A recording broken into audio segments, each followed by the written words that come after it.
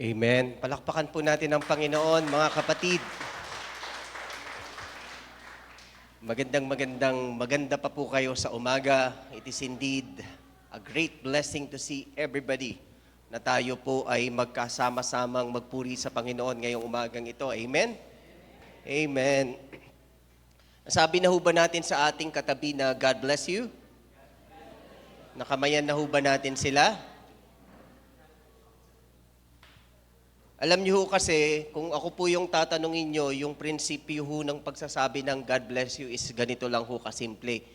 Of course, alam naman nating lahat that you cannot give what you do not have, right? Hindi mo pwedeng ibigay yung wala sa'yo. And of course, kapag meron kang isang kapatid na merong pangangailangan, na halimbawa nangangailangan siya ng financially nangangailangan siya at sinabihan mo siya ng God bless you. Diba? So, ipro-provide ng Panginoon at i-bless siya ng Panginoon. Pero, bago siya i-bless ng Panginoon, hindi maaaring hindi dumaan sa iyo yung pagpapala. Because you cannot give what you do not have. So, kung meron ka namang kapatid na malungkot at sinabihan mo siya ng God bless you without knowing, of course, pupunuin ng joy yung puso mo. Because you cannot give what you do not have. Kaya samantalahin po natin yung pagkakataon. Yun po yung dahilan. Bakit po tayo nagsasama-sama? Bakit po tayo kailangan nating pumunta sa church para tayo po ay may magpalakasan? At yung pagsasabi ho ng pagpapala sa ating kapatid sa pananampalataya, isang mabisang pamamaraan na po yun ng pagpapalakasan. Kaya sige po, pwede po tayong tumayo, kamayan po natin yung pinakamaraming kaya nating kamayan at sabihan po natin ng God bless you. Ipadama po natin ang biyaya, ang pagpapala, ang pag-ibig ng Diyos. So mas marami ho tayong sinasabihan ng God bless you. Mas marami hong pagpapala ang ipagkakalob sa atin ng Panginoon.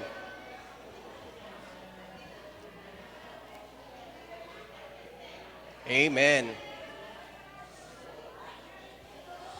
Pwede ho ba nating balikan yung binasa kanina sa atin hong Bible reading?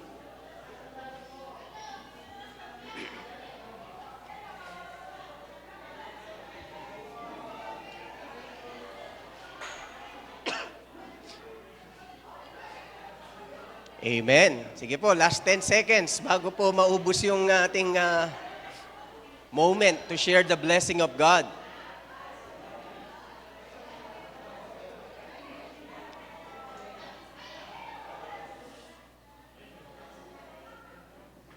Diba? Amen.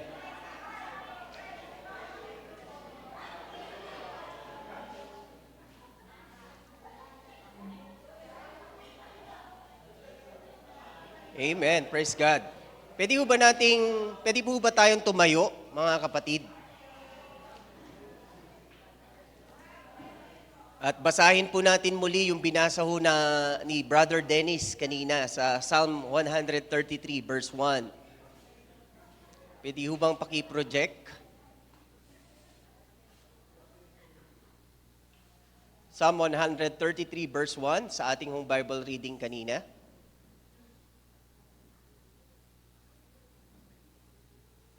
Amen. Ang sarap pong mag-share ng blessing ng Panginoon. Amen? Hindi lang naman blessing by object, by physical appearance, or by anything, yung blessing na binibigay ng Panginoon. Yung mismong presensya nyo, blessing na po yan kapag kayo po ay nakasama nating magpuri. Psalm 133 verse 1. Di ho ba makita, mga kapatid?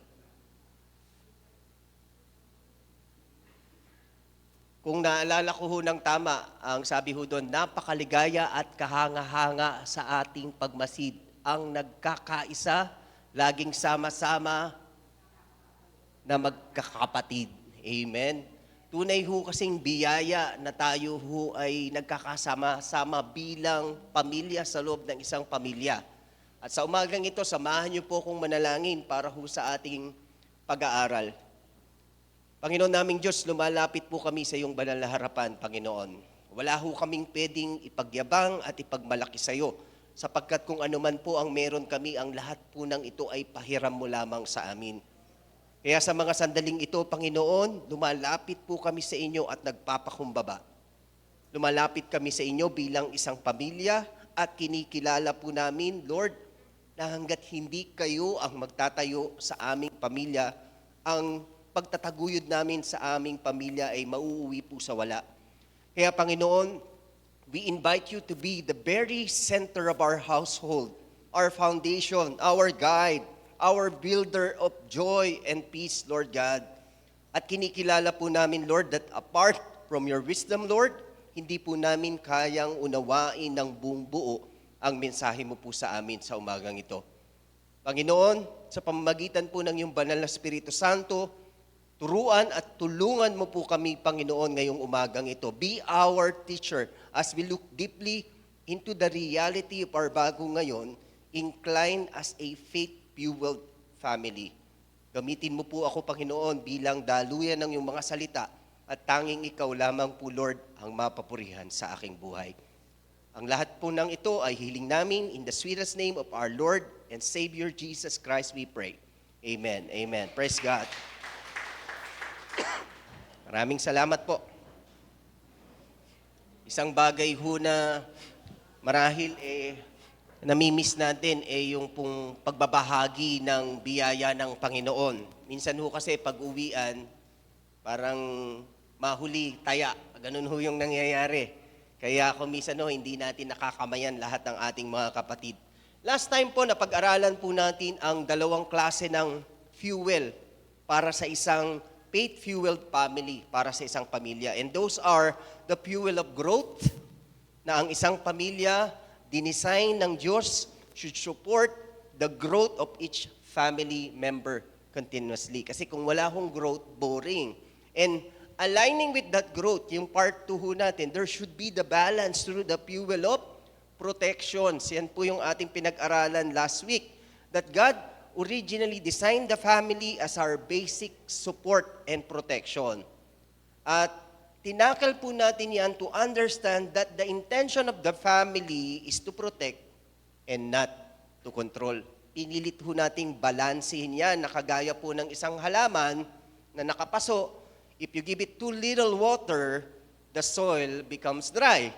And yet, kung sobra naman po sa protection, like overprotection or overwatering, masasakal at malulunod po yung mga ugat hanggang mabulok po ito. Yung tinatawag ho nating root rot.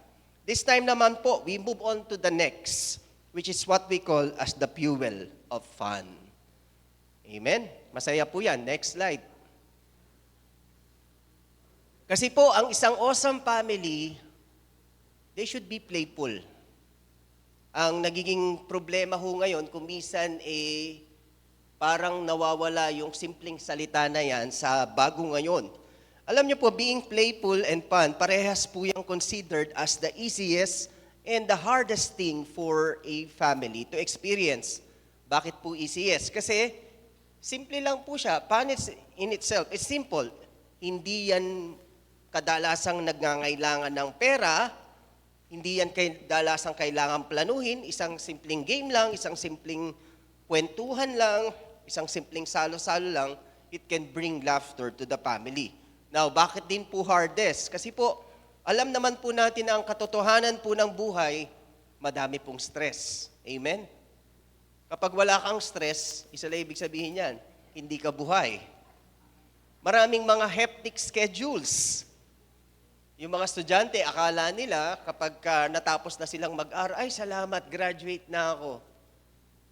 Akala nila tapos na sila sa mga hectic schedules, sa mga deadlines. Hindi nila alam, mas marami pang deadlines. Kasi pati si Sister Judith, palagi mong hahanapin, buwan-buwan at ahabulin. Ano po?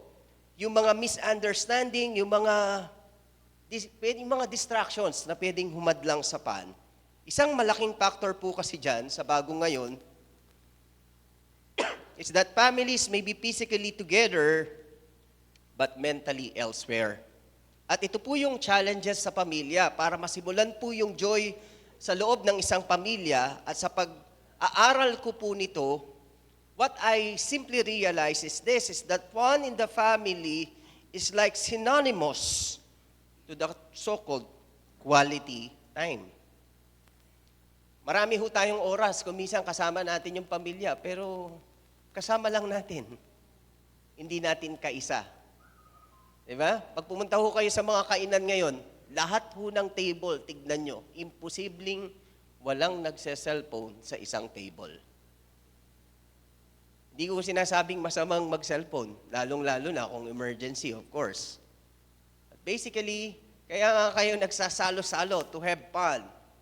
But then again, there is these distractions na baka hindi natin napapansin. Inaagaw na yung ating supposed to be objective on that particular event. Quality time with the family, making time with the family. At ito po yung dahilan kaya mailap ang pagsiset at pag-iipon ng enjoyment at fun sa loob ng pamilya. Na dapat po sana, ang fun is just naturally simple. Kasi po, it only requires intentional hearts to make it happen. Kailangan mo lang sadyain at kailangan mo lang magbigay ng oras dito. Lalo na po sa ating panahon ngayon, na para bang pakiramdam ng isang tao, disconnected na siya sa mundo kung hindi siya connected sa internet. Dati ho sana, madali ho sanang mag-reconnect sa pamilya, lalong-lalo na ho sa panahon ng mga brownouts.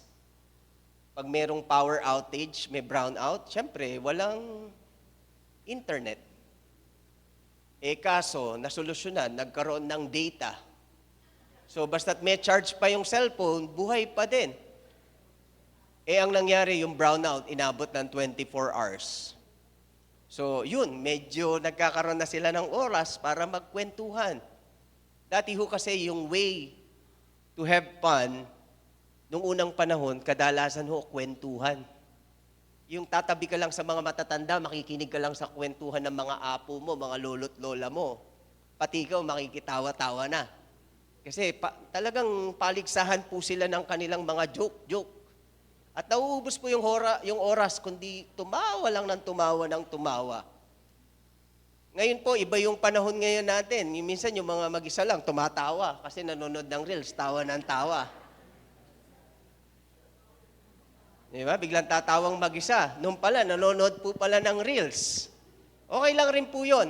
Unfortunately, kung minsan ho kasi, yung supposed to being quality time na dapat natin with the family, nahati at nawawala po yung attention.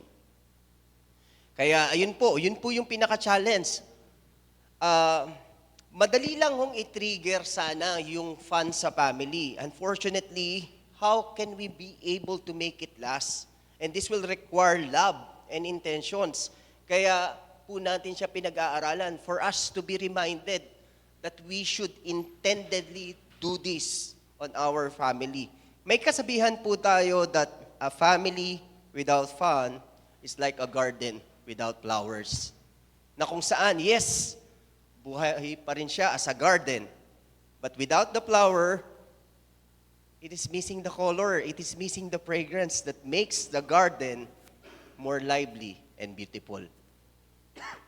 Imagine niyo po yung isang garden na walang bulaklak.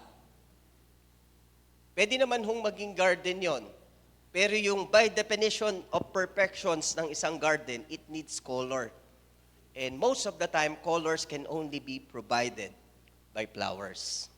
Yung satisfaction at fulfillment ng senses ng tao. Hindi lang sa mata, hindi lang sa pang-amoy. Okay? So, yun po kasi, yung mga laughters sa pamilya, it makes the love bloom. Kaya nga, di ba, yung very attractive yung mga taong merong sense of humor. Kasi it makes the love bloom. At kung wala pong fun in the family, the garden feels empty. Yung po kasing bango at yung kulay ng bulaklak, sila po kasi yung nagbibigay ng buhay sa isang garden. At ito po yung nakita natin sa bago ngayon, na yung isang pamilya is slowly and quietly draining the fun out of their time together. Alam niyo po kasi, investing fun in the family is like storing sunshine before the storm.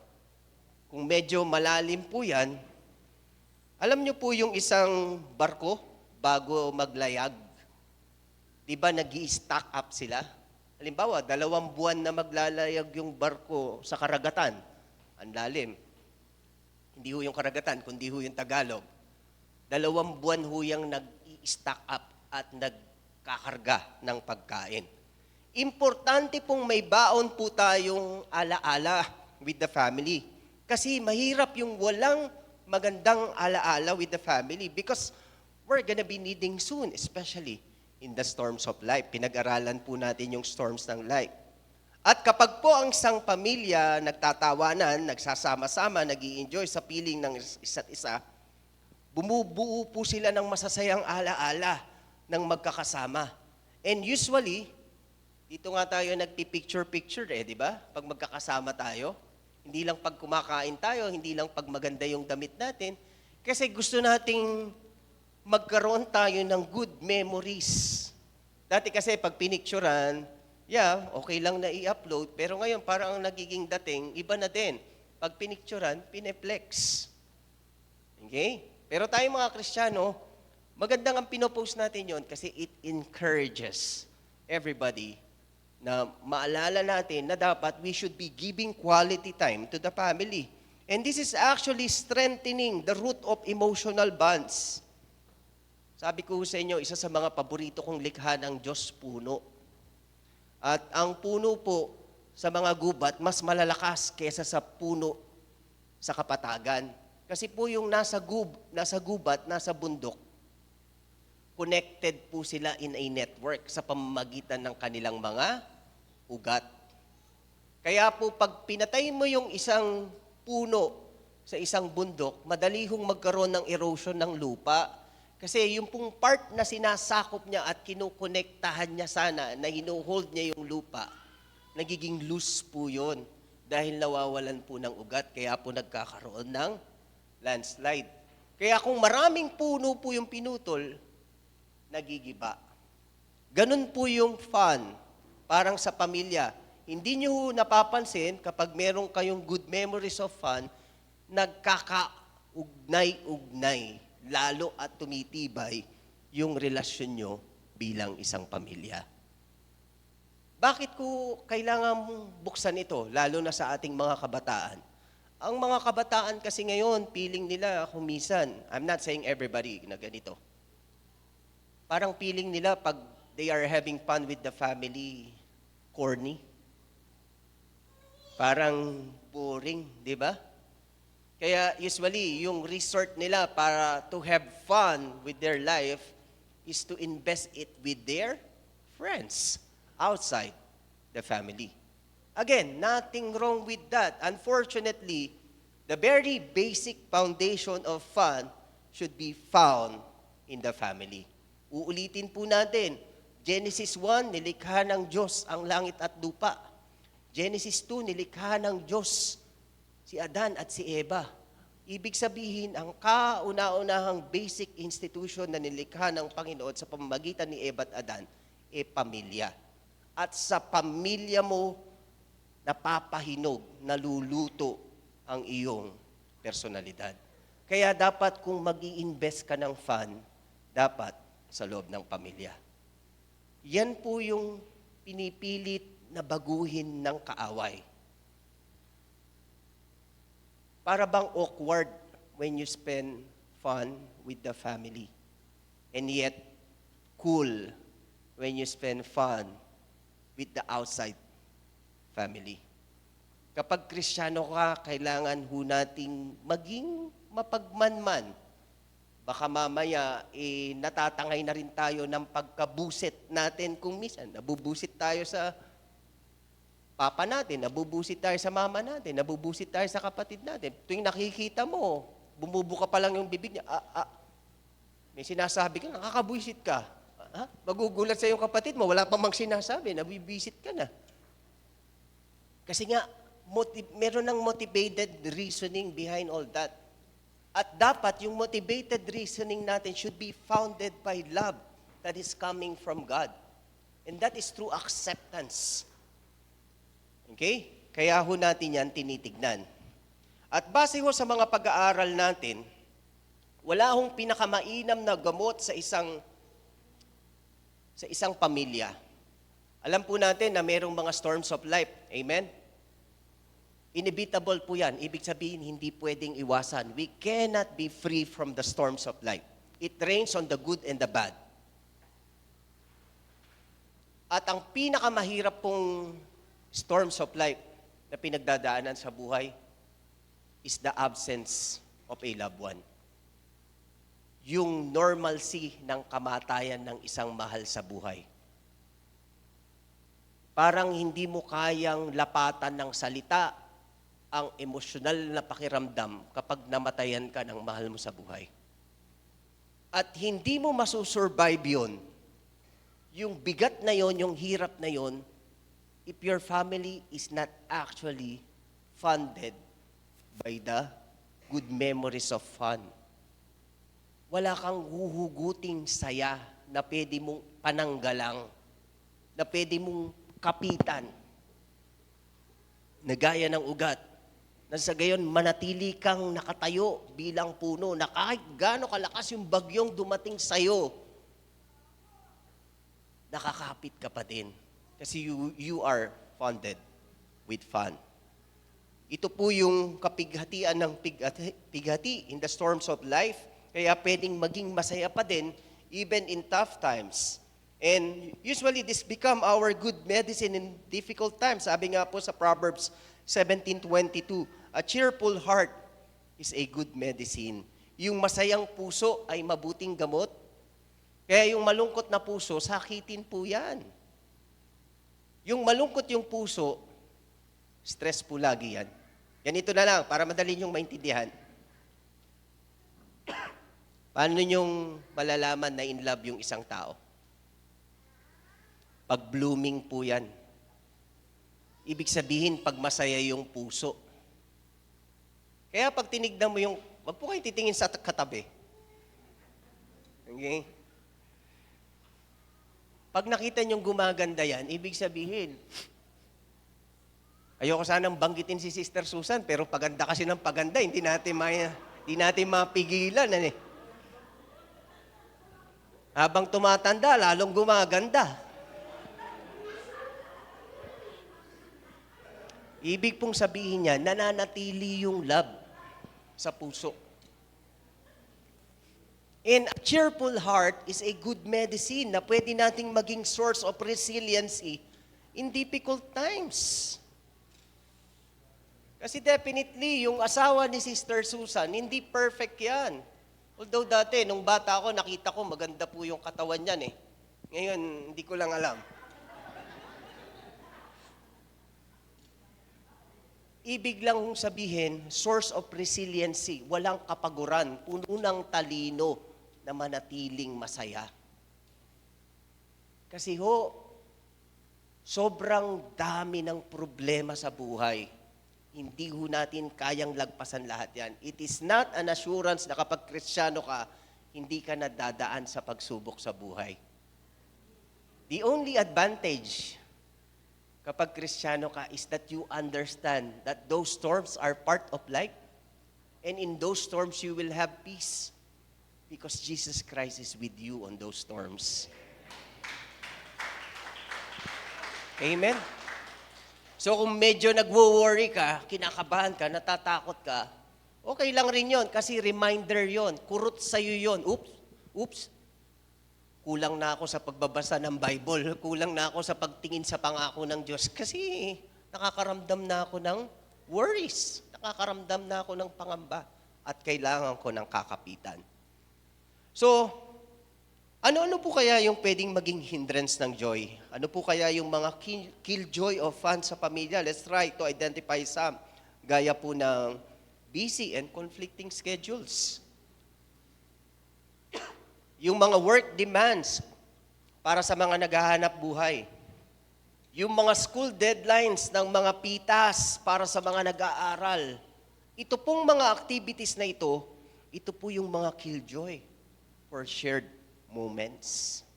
Na para bang pag magkakasama kayo, lagi na lang kayong nagmamadali. Lagi nyo na lang hinahabol yung oras kasi nga sobrang busy nyo. May edit pa ako eh. May gagawin pa ako eh. Deadline nito mamaya eh. So sa harip na nai-enjoy niyo yung presence ng isa't isa, pare-parehas tuloy kayo nagkakaroon ng struggle, and that it becomes very hard for everyone to build those joyful moments with the family. Nawawala po tuloy yung normalcy ng magaan at masayang sandali. Kasi nga, pressured by time, pressured by deadlines. Ano pa po? Digital distractions. Kailangan pa ba natin itong ipaliwanag? Paulit-ulit ko ho itong tinuturo. Yung mga phones, yung mga gadgets na yan, yung mga social media, it can really make the family members present but absent. Alam niyo po yung kinakausap mo siya, pero sa cellphone po siya nakatingin.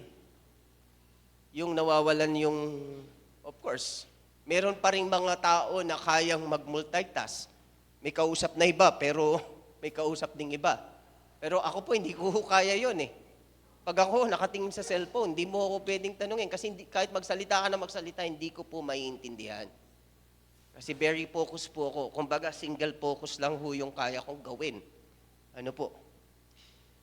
Kaya kapag ganun po, pati yung masayang mga tawanan, it is being replaced by silent scrolling. Kaya sana po, pagkasama natin yung pamilya natin, tapos kakain po tayo or mag-i-enjoy tayo, baka pwede nating bawasan ng konti yung pag-i-scroll sa cellphone.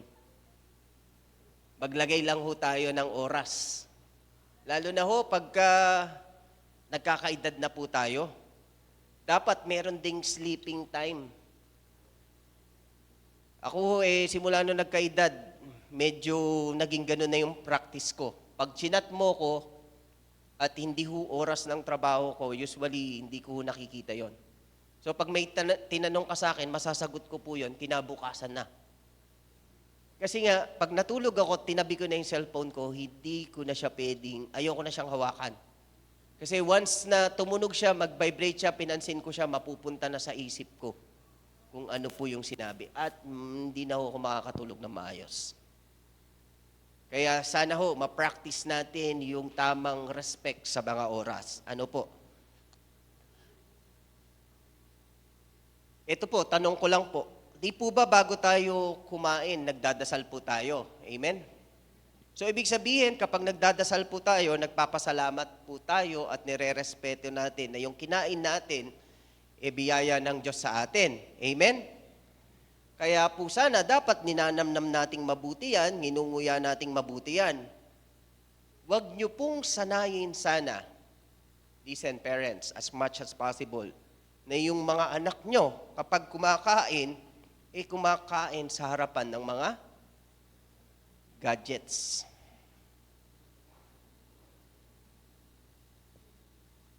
Kasi di po ba nag-pray kayo, pinag-pray niyo yung pagkain. Tapos pag pinapakain niyo yung anak niyo, nakaharap sa gadget. Sinusubuan niyo, hindi nga nakatingin doon sa kutsara. Nung minsan sa pisngi nga tumatama yung kutsara eh. Alam niyo, hindi nila nare-receive ng tama yung nutrients when you do that. Kasi yung pagdadigest nung pagkain, yung pagnguya. Pag ginunguya mo kasi doon lumalabas na juicy pa yung nutrients sa pagkain. At kapag yung bata, nakatingin lang yan sa cellphone, kinakausap mo, nakatingin sa cellphone. Sinusubuan mo, kumakain, nakatingin sa cellphone. Hindi ho, para sa akin, hindi ho good parenting yan. At naniniwala ho ako na hindi ho natutuwa yung Lord kapag ganyan ho yung ginagawa nating practice. Again, hindi ho natin kailangan maging perpekto dito.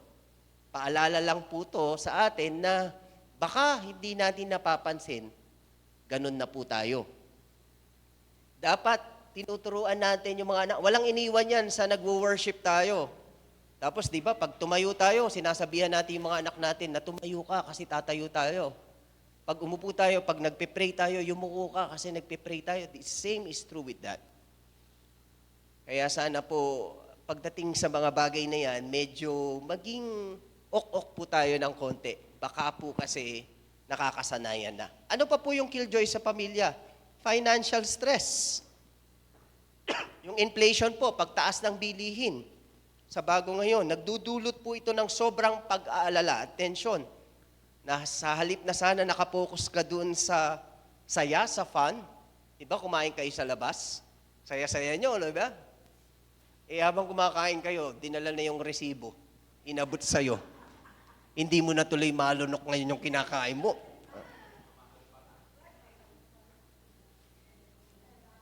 Nandun na na-order nyo na Hindi mo pa i-enjoy. Yun pong financial stress, isang malaking balakid po yan para sa pagkakaroon ng saya. Tandaan po natin, yung pera, pantulong po yan sa saya. Hindi po yan pampigil ng saya. Hindi yung puro pera lang yung iniipon mo. Tandaan niyo po, yung pera, yung kayamanan, yung money, is just one sickness away. Pag tinamaan ka na ng matinding karamdaman, kahit 100 milyon pa yan, useless yan. And so you have to enjoy every single moment of your time with your family.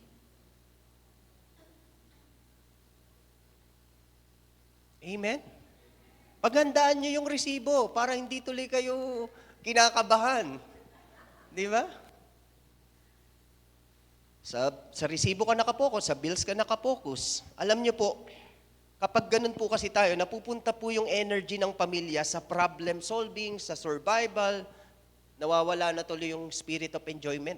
Kapag nagiging ganun ka, nagiging questionable na rin yung faith mo Kasi parang umaasa ka na lang sa sarili mong provision, sa sarili mong kayang i-provide for the family.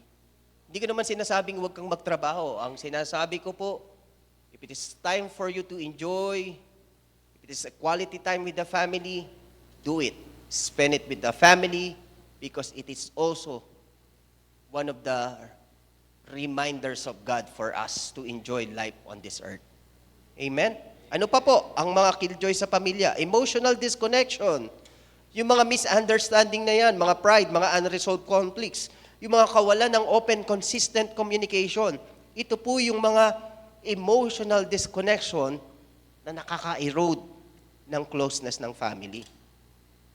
Kaya pag meron kang, halimbawa, asawa sa ibang bansa, ewan ko po kung nangyayari to, hula ko lang naman po to. Siguro, responsibility mo na palagi ang makipag-communicate at mga musta. Hindi yung makikipagmatigasan ka, hindi ko nga yan i-message. Hindi ako mini-message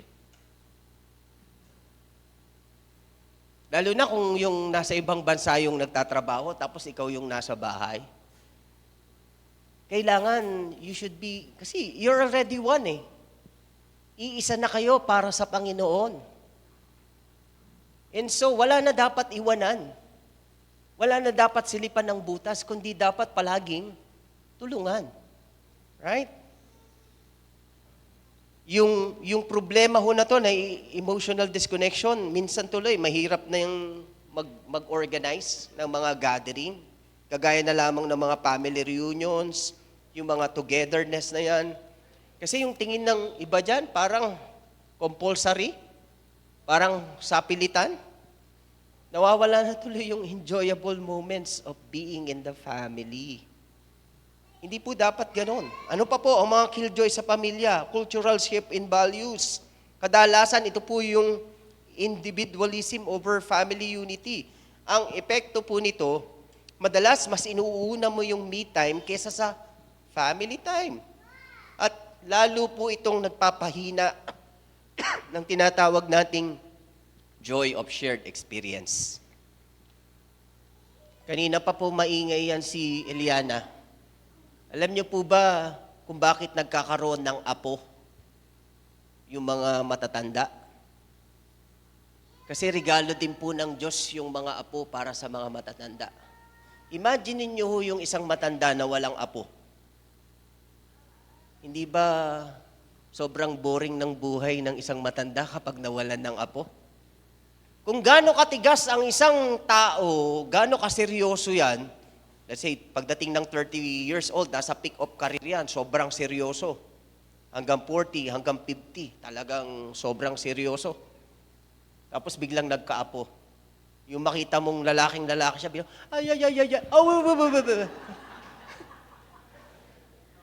Di ba nagbabata-bataan? Nagiging source of fun nila yung mga apo. Nilagay ng Lord yung mga apo kasi bahagi yan ng pamilya na nagbibigay din ng saya. Kaya tayong mga anak na mayroong mga anak, let us make sure na ibinabahagi natin yung mga apo sa mga lolo't lola. Kasi nakakalakas talaga yan, literally ng tuhod.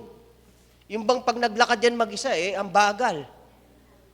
Si Brother Boy Dasol, ang bagal maglakad. Pero nung nakita niyang madadapa si Eliana, naku, tumatalon pa.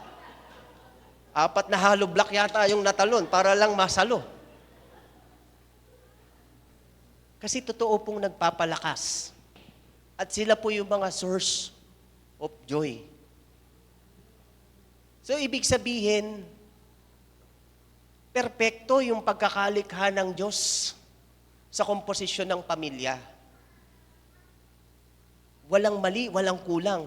Nagiging kulang at parang nagkakaroon ng konting problema dahil nagsisimula din yun madalas sa atin.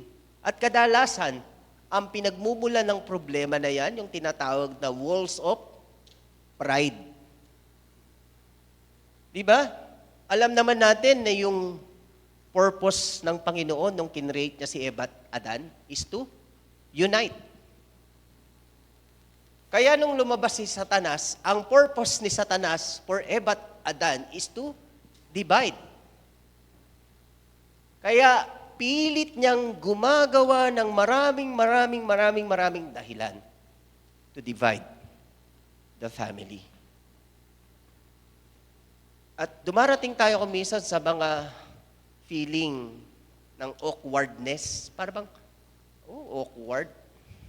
Awkward, naglalakad kayong mag-asawa. Yung bang holding hands kayo? Sino po dito yung more than 40 years na sa kasal na kaya pang maglakad ng magka-holding hands kayo?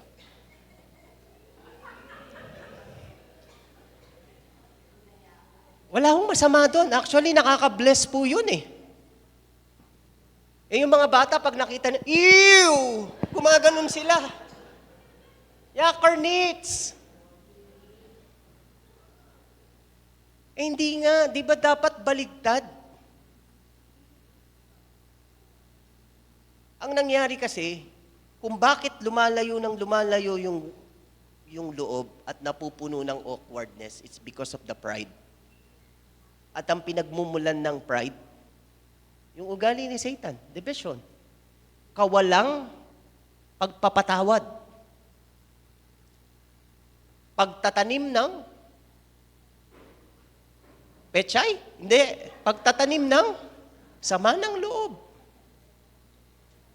Every time nag-aaway kayo, 2025 na, alam mo, ikaw, nung 1969, hindi ko makalimutan yung ginawa mo sa akin.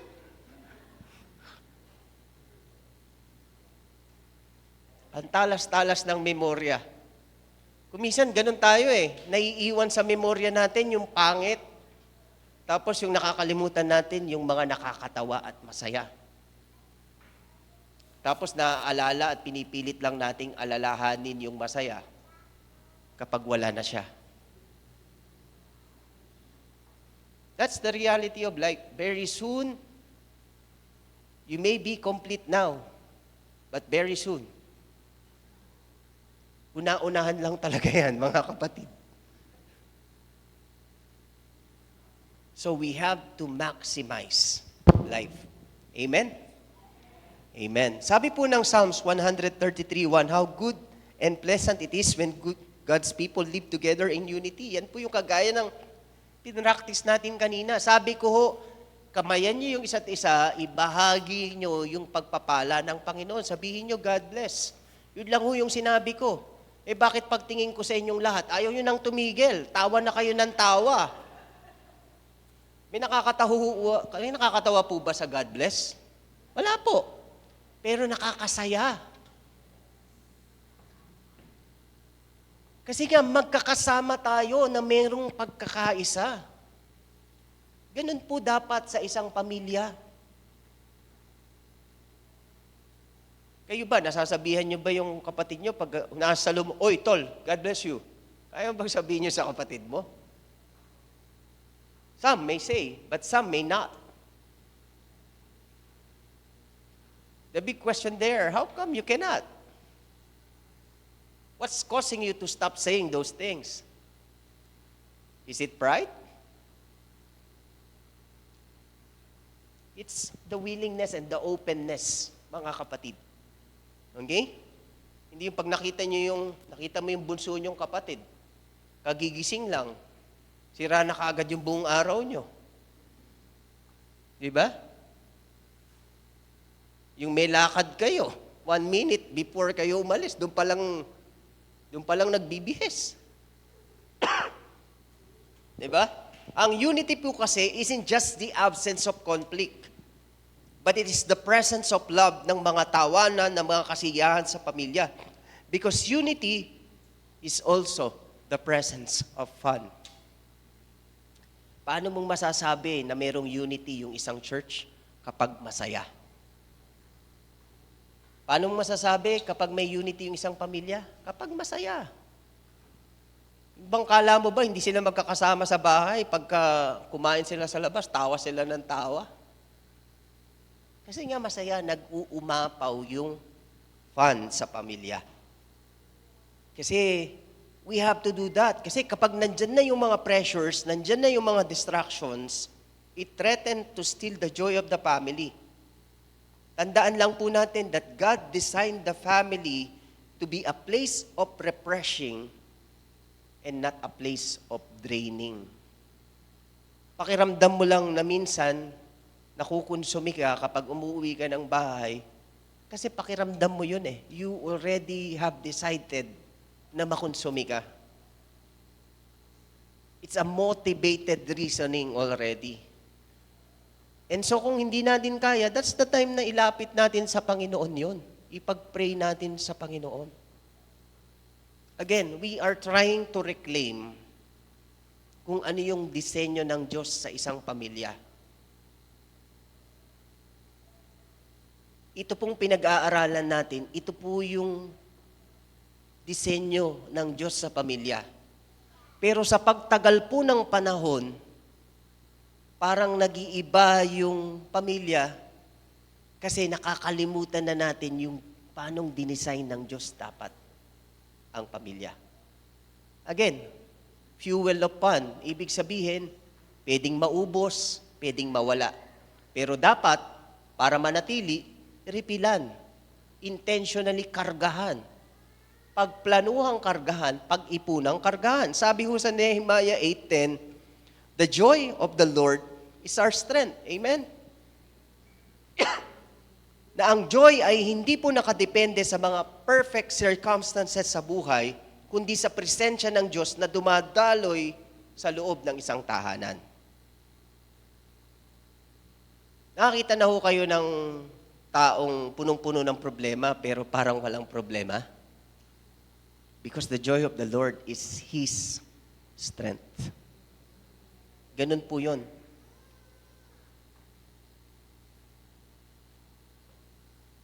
Ang sabi ko ho dito, joy doesn't just happen in a family. Kailangan nating piliin, kailangan nating sadyain yun, kinukultivate yun, at naka-anchor syempre yun, dapat sa presensya ng Panginoon. Kasi po, kaya ko ho sinabing, the joy of the Lord is my strength. Kapag meron ka ho kasing joy sa puso mo, unintentionally, nagkakaroon ka po ng satisfaction sa puso mo. Pag nagkaroon ka po ng satisfaction sa puso mo, nagkakaroon ka po ng contentment sa buhay mo. At kapag nagkaroon ka po ng contentment sa buhay mo, kahit ano pa yung mangyari sa iyo araw-araw, happy ka lang, masaya ka lang, because the joy of the Lord is your strength. Amen. Kaya kung tatanungin natin, why does a faith-fueled family needs fun and joy? Kasi nga po, joy is like the glue that keeps the relationship strong. Yung joy po, yan yung nag-strengthen ng family bond. At alam nyo po, that joy is also a stress buster because joy reduces the stress of life. At usually po sa joy, dito nagiging bukas yung isang communication. Joy opens up a communication and it turns down the walls of gap and pride. Kaya nahihirapan kayong magbaba ng mga pride sa pamilya kasi kulang sa joy. Simulan nyo sa joy. Pag masaya na kayo, nagtatawanan na kayo, naging bukas na kayo, that's the time na pwede na kayong mag-open up. Amen? Amen. Ang joy po, it teaches us a value that life is not all about rules, life is not all about work, life is not all about survival, but it is also about enjoying God's blessing. Langit po ang buhay. Amen? Kasi po, kapag tinanggap mo si Kristo sa puso mo, dun mo lang talaga maintindihan yung joy. The joy of the Lord is my strength. Na kahit nandyan yung kalungkutan, di ko alam pero kontento ko kasi alam ko kasama ko si Kristo sa puso ko Na kahit nandyan na yung takot, or you are about to take an exam, or you are about to be interviewed by somebody, you are not afraid because the joy of the Lord is your strength. Amen? Sabi nga po sa Ecclesiastes 3:12, there is nothing better for them than to be joyful and to do good as long as they live. Na wala nang mas bubuti pa kung hindi ang maging masaya, gumawa ng mabuti habang tayo ay nabubuhay pa. Kasi po, ang true fulfillment ng buhay, it comes in life when we rejoice in what God has given us. Kailan ka makukontento? Kapag unti-unti mo nang nakita yung mga biyayang binibigay ng Diyos sa'yo. Kailan ka hindi magiging masaya? Kapag hindi mo nakikita yung mga biyayang binibigay ng Diyos sa'yo. At nakikita mo yung mga biyayang binibigay sa iba. Kaya po, I'm not saying na devilish ang social media, pero kung di nyo kayang kontrolin yung emosyon nyo, wag po kayong mag-social media. Kasi sa social media, marami kayong makikita dyan na parang masaya, parang masagana, parang successful, sumasukses sila sa buhay nila. Diba? Ikaw, nagpapakahirap ka sa trabaho, sila nagbuburakay lang. Ikaw, ulam mo, disabog, asin. Sila, ulam nila di ba? Ginawang weekly vacation yung Seoul, yung sa Korea, yung dito sa Subic. Pangmayaman po yun, mga kapatid.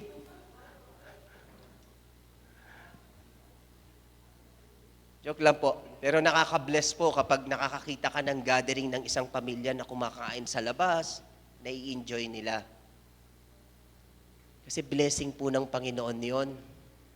At pagkakain kayo, bawasan nyo na yung pagsiselfone. Mag-focus kayo sa kwentuhan, sa tawanan, at sa fellowship ng isa't isa.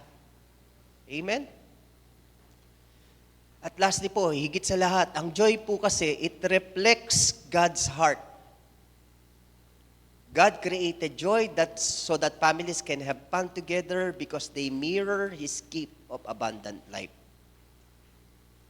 So, ibig sabihin, kung totoong tinanggap mo talaga si Kristo sa puso mo, dapat nagmamanifest sa'yo ang joy.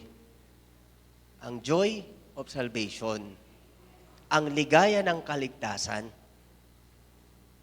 Kasi kahit anong mangyari sa'yo, kahit nga kamatayan, hindi mo siya kakatakutan. Kasi alam mong kasama mo ang Diyos. Hindi ka naman mawawala, uuwi ka lang sa piling ng Panginoon. Amen? Tandaan po natin mga kapatid, that joy is the loudest ways to show God's love. Sabi nga po ni Solomon sa Ecclesiastes 8:15, "So I commend the enjoyment of life because there is nothing better for a person under the sun than to eat and drink and be glad." Diba? Then joy will accompany them in their toil all the days of the life God has given them under the sun. So mga kapatid, sobrang simple lang ho ng message natin. Life is short, life is uncertain. Maiksi at walang katiyakan ang buhay. Ang enjoyment po, it is a gift from God. Ang true enjoyment, fueled by God's presence, yan po yung nagbibigay ng emphasis sa contentment. Kung ikaw, dumarating ka sa point ng buhay mo na parang kung minsan hindi ka nagiging kontento, saliksikin mo yung joy na pwedeng ibigay sa iyo ng Panginoon. Nang sa gayon, maranasan mo yung kakontentuhan sa puso. Kasi pag kontento ka na, palagi ka na lang masaya. Amen? Because joy is what carries us through sa ating mga hardship at pakikibaka dito sa bundong ito. Kaya the joy of the Lord is our strength. Amen? Manalangin po tayo mga kapatid. Heavenly Father, nagpapasalamat po kami. And indeed, Lord, we are claiming that the joy of the Lord is our strength. Lord, we come before you today with a grateful heart. At nagpapasalamat po kami sa pinagkaloob mong pamilya sa amin. Salamat po dahil nilikha mo po yung aming mga tahanan to be a place of love, a place of comfort, and a place of laughter. Kaya po, Lord, sa mga sandaling ito, we ask na punuin mo po yung aming mga puso. Fill our hearts with joy that comes from you alone, Lord God. Kasi po, napakarami hong distraction dito sa mundong ito. Kung kaya't napakahirap pong minsan maarok yung joy na ipinagkaloob mo po sa amin. Tulungan mo po kami na ma-enjoy yung bawat presensya ng bawat miyembro ng aming pamilya. That we can make time for laughter, that we can make or create memories that will strengthen us when storms of life comes. Alisin mo po sa amin lahat ng mga distractions, lahat ng mga worries, lahat ng mga conflicts, lahat ng mga pride na pwede pong magnakaw ng joy sa puso namin. At palitan mo po ito ng kapayapaan, ng pagkakaisa at ng kagalakan. At nawa po, Lord, ang aming mga kasiyahan na mag-gather at magkasama-sama ay hindi lamang para sa isang libangan, kundi higit sa lahat, maging isang salamin po ng inyong kabutihan at pagmamahal sa loob po ng aming tahanan. And Lord, remind us that a cheerful heart is a good medicine. At hayaan mo po ang aming mga pamilya ay maging lugar kung saan nag-uumapaw po ang kagalakan na nagpapalakas sa amin na lalong gumawa po ng mabuti para sa isa't isa, na lalong gumawa po ng mabuti para sa iba. Naway, lagi po kaming lumakad, Panginoon, sa inyong mga turo na laging ang layunin ay magkaloob po ng karangalan sa inyo. Panginoon, maraming salamat po. Salamat dahil you give us this opportunity that we can be able to look back, reflect, assess, and see ourselves. Nasaan na ba yung aming pamilya? How is it doing, Panginoon? Kasi, Panginoon, kung hindi ho namin ito mabibigyang tuon sa kabila ng maraming kaabalahan, makikita ho namin nauubos ang panahon na hindi po namin na-enjoy ng lubos ang iyong biyaya sa amin, which is yung aming pamilya. Kaya maraming salamat po sa iyong paalala at patuloy ho naming binabaon, Panginoon, ang kapangyarihan ng iyong pag-ibig. Pag-ibig po na magniningning sa aming pamilya. Pag-ibig po na handang magpatawad sa lahat ng mga kamalian ng isa't isa. Pag-ibig po na kayang tumanggap sa kahinaan ng bawat isa. Ikaw po ang magtayo at patuloy na magtaguyod ng aming pamilya. Pinupuri ka po namin sa umagang ito. Ito po ang aming iling sa inyong pangalan. Maraming salamat po sa pangalan ni Jesus. Amen. Amen. Praise God.